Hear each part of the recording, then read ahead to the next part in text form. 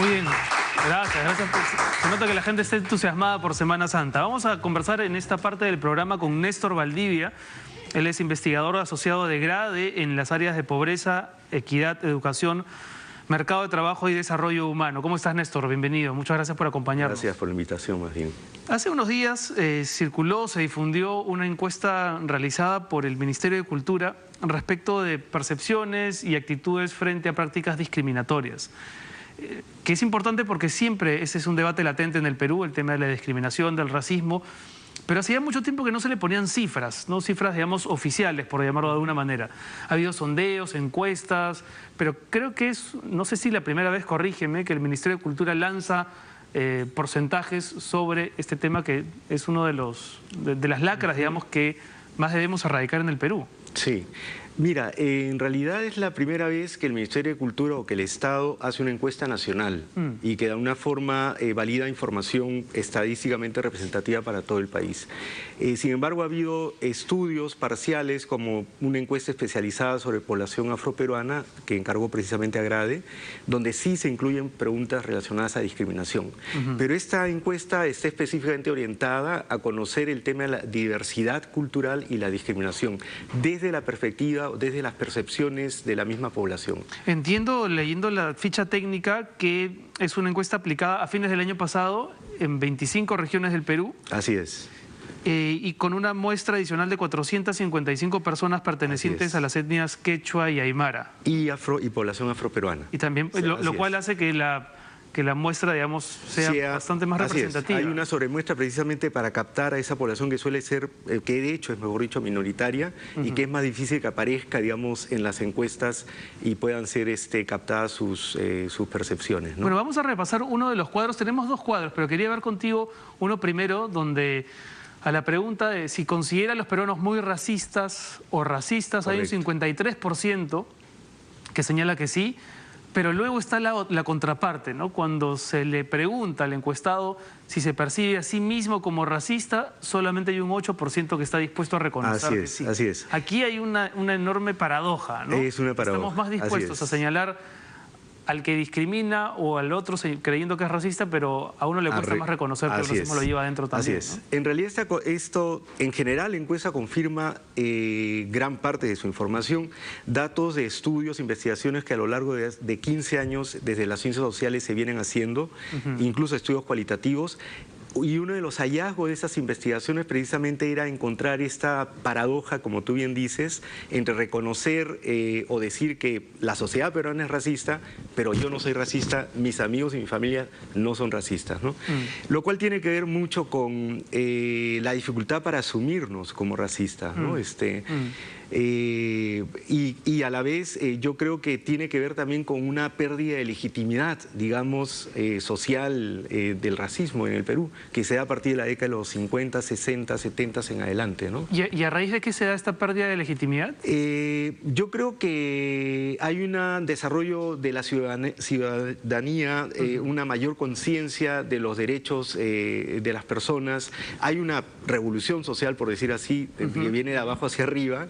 De hecho, fenómenos como el velasquismo, la reforma agraria, implica una serie de cambios en la sociedad que muta culturalmente. Hay una migración gigantesca, hay una movilidad social muy significativa en las últimas 4 décadas, que hace de alguna manera una igualación, o por lo menos en términos formales y en términos de la conciencia de la gente, se convierte en, digamos, en ciudadanos, o percibe en todo caso sus derechos como algo legítimo, ¿no? Entonces, de alguna forma, la gente ya no se deja discriminar tan fácilmente, ¿no? Es interesante eso, ¿no? Es decir, es verdad, por ejemplo, pensemos en el caso de Lima, una ciudad socialmente más transversal, en el sentido de que, es verdad, hay élites todavía, ¿no? Y una población marginal también, pero la gran franja, digamos, de habitantes pertenecemos a una misma clase, digamos.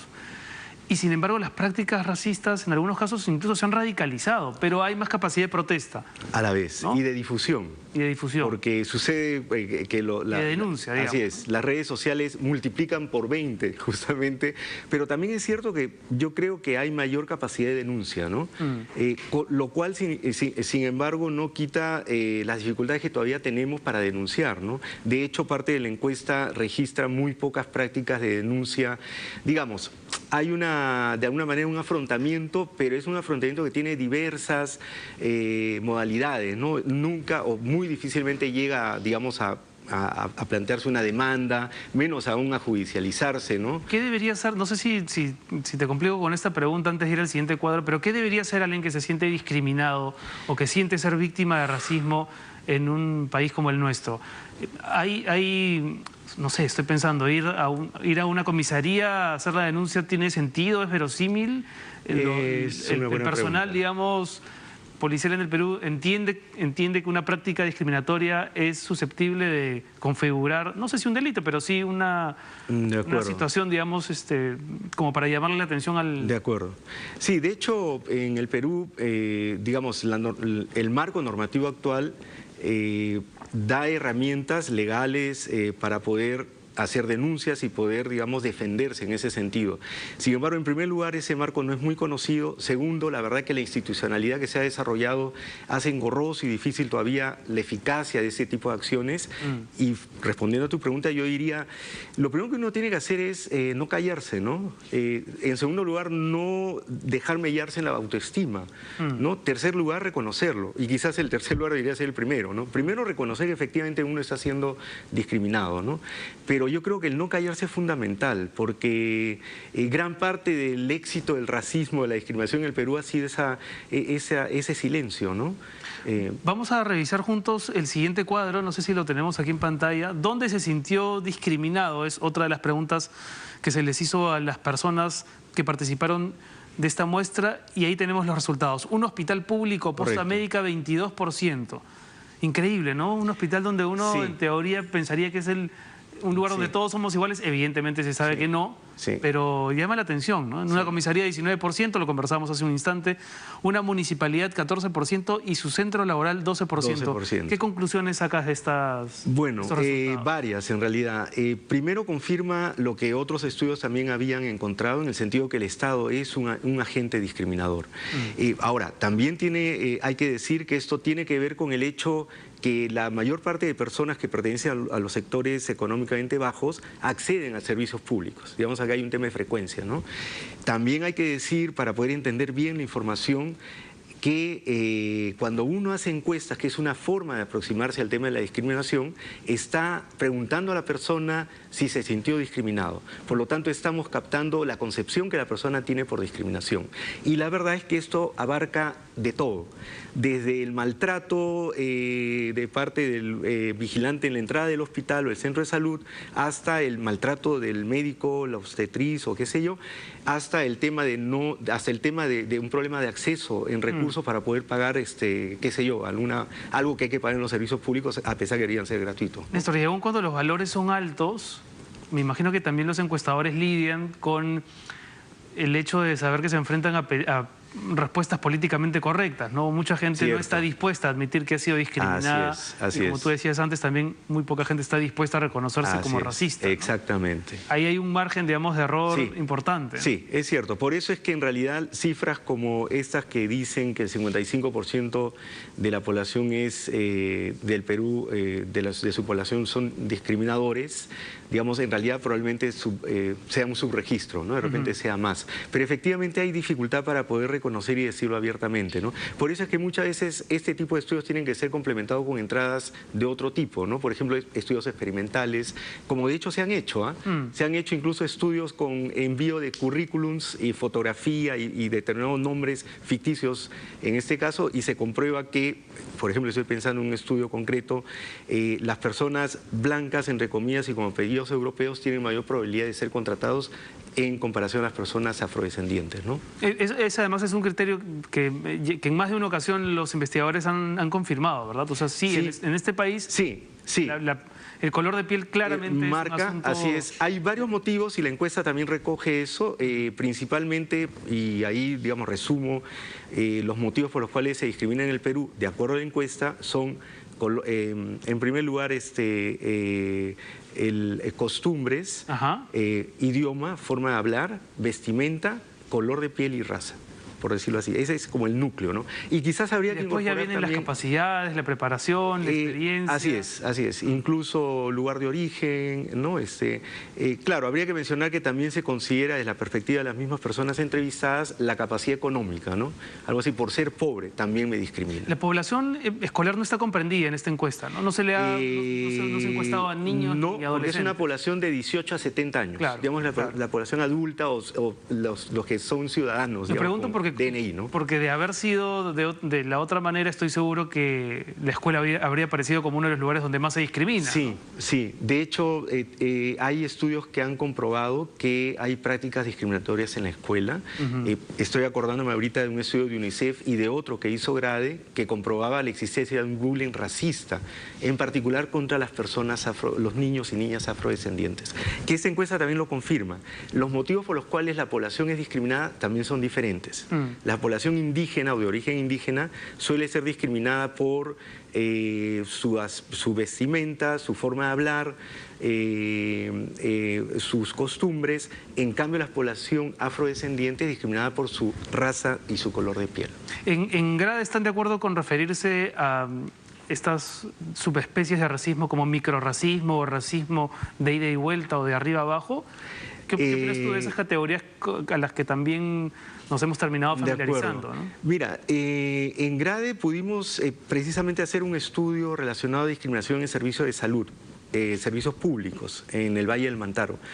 Y a raíz de ese estudio nosotros elaboramos, digamos, una propuesta justamente que tiene que ver con esta idea. Confirmamos un poco la hipótesis que en el Perú el racismo es multidireccional, digamos así, ¿no?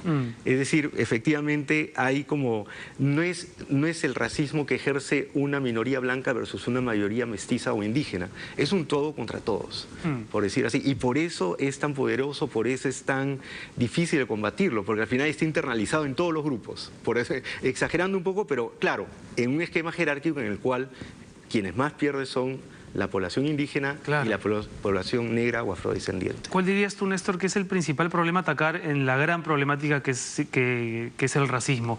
El hecho de pronto de que los peruanos seamos más capaces de reconocernos, así como somos machistas, también como somos racistas. Yo creo que son varios planos, ¿no? El que tú mencionas es un plano más personal, social, ¿no? Así es. Pero a la par yo creo que hay que actuar con un plano ciudadano de conciencia. Personalmente creo que el tema o el plano de la educación es fundamental y que tiene que ver primero con este tema de difundir y afianzar la idea de derechos, de ciudadanía. Yo soy ciudadano, hay un tema de igualdad de derechos, pero también la idea de la aceptación de la diferencia, la diversidad, tema que es tratado precisamente por la encuesta, ¿no? La encuesta es discriminación y diversidad cultural. Entonces, en el Perú creo que en las últimas décadas recién estamos aprendiendo a reconocernos como diferentes y a aceptarlo. Es curioso porque lo que en teoría representa uno de nuestros valores culturales, la multidiversidad, a la larga también se presta esa multidiversidad para prácticas racistas. Eso es cierto, eso es cierto. Estamos envueltos como una contradicción. Sí, incluso yo diría que hay como salidas paradójicas y un poco tramposas también, ¿no? Es decir, podemos ser incluso muy inclusivos reconociendo, uy, qué diversos somos, qué rica comida tenemos, y incluso a la regional, pero al final, sin embargo, la jerarquía se mantiene, ¿no? El cholo es cholo, el blanco es blanco, o en todo caso siempre, o el limeño es el limeño. Entonces, hay un tema acá en la diversidad cultural que también hay que saber manejarlo. Diversidad cultural sí, pero reconociendo que hay culturas subordinadas y culturas dominantes. Y estigmatizamos además con una facilidad. Hace poco, no sé si tú llegaste a ver en un programa dominical, la denuncia de un padre de familia que no tenía acceso a su hijo porque la madre le tenía prohibido ver al hijo, porque él había perdido un poco de capacidad económica y no podía mantener al hijo en un determinado colegio, el colegio Casuarinas, creo, ¿no? Que es un determinado estatus, y lo había pasado al colegio Quiñones. La madre, que había sido o era aeromoza, se desempeñaba como aeromoza, en una conversación telefónica, ¿no?, le dice al padre una frase terrible, pero que es reveladora también de un sector, me imagino, del país, ¿no? Sacas a nuestro hijo del colegio para ponerlo en ese colegio de cholos de mierda. La expresión es tal cual, así de escalofriante. Con el añadido de que, claro, esta chica trabaja como aeromoza en una compañía donde muchos de los pilotos han estudiado en ese colegio, el colegio Quiñones, ¿no? Que ella denigra, ¿no? Entonces, a veces uno señala sin ser realmente consciente de sus circunstancias. Totalmente. Además la paradoja la paradoja perfecta, absoluta, ¿no?, del racismo peruano, ¿no? Incluso probablemente, digo, ¿no?, pero estoy seguro que es muy probable que un caso como ese concreto, esa persona tenga un familiar que seguramente está en esa categoría que ella está definiendo como ella cholo. Le confía su vida, porque se sube a aviones piloteados por compañeros de trabajo, digamos así, ¿no? Que cuyos estudios han pasado por el colegio en el que ella no quiere meter a su hijo. Exacto. Además que revela algo que es bien importante también señalar. El racismo no va solo, pues mejor dicho, es una dimensión que va amarrada a una serie de otras dimensiones, sobre todo clase social, ¿no? Entonces el tema cuando tú discriminas hay una carga que no solo es el aspecto físico, es lo que representa esa cultura, ese pasado, esa raza y ese sector social. Entonces, en el Perú, el cholo se ha convertido en una categoría que engloba todo, en realidad, ¿no? Y uno discrimina a veces ni siquiera desde su posición actual, sino desde sus tradiciones familiares, desde su apellido, o sus aspiraciones. Desde sus aspiraciones. Digamos, el creerse tal o cual, que tiene que ver con lo que yo te decía, ¿no? Esta cosa del racismo multidireccional en el Perú, que es impresionante, y para mí es una característica básica y muy importante reconocer para poder combatirlo, porque al final no es la figura de un sector discriminando a otro, no, acá es, incluso dentro de ese otro sector, va a estar discriminando al que está más abajo. Entonces siempre hay una cosa como de cascada y además el llamado endorracismo. Para terminar, Néstor, ¿sabes cada cuánto tiene el Ministerio de Cultura el propósito de repetir estas encuestas? Tengo entendido que sea anual, que sea... Tengo entendido que es anual, ¿no? Lo importante es que ya se arrancó y esto es una suerte de línea base y lo importante es que lo haya hecho el Ministerio, ¿no? Es decir, es como un reconocimiento oficial,